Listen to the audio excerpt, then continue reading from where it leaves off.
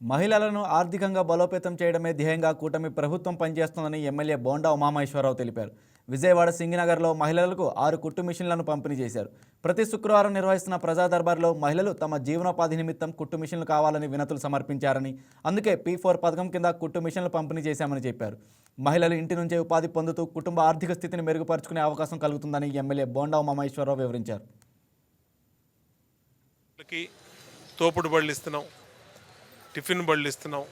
అలాగే కుల వృత్తులు చేసుకునే రజక సోదరులకి ఇస్త్రీ బళ్ళు, అలాగే మా మహిళలు ఎవరైతే ప్రజా దర్బార్లో అప్లికేషన్ చేసుకున్నారో వాళ్ళకి కుట్టు మిషన్లు కావాలని అడిగారో వాళ్ళందరికీ కూడా కుట్టు మిషన్లు కూడా అటు ప్రభుత్వం తరఫున కుట్టు మిషన్లు శిక్షణ ఇప్పించి కుట్టు మిషన్లు ఇస్తున్నాం.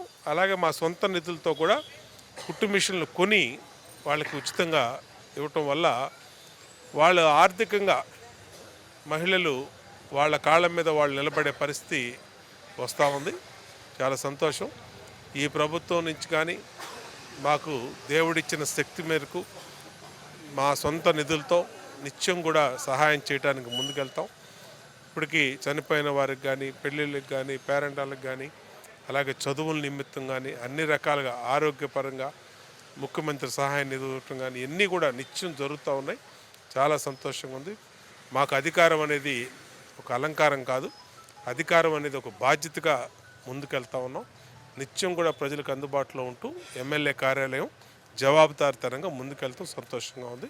ఈ వీడియో మీకు నచ్చినట్లయితే లైక్ కొట్టి షేర్ చేసి మా వైకే టీవీ ఛానల్ని సబ్స్క్రైబ్ చేయండి.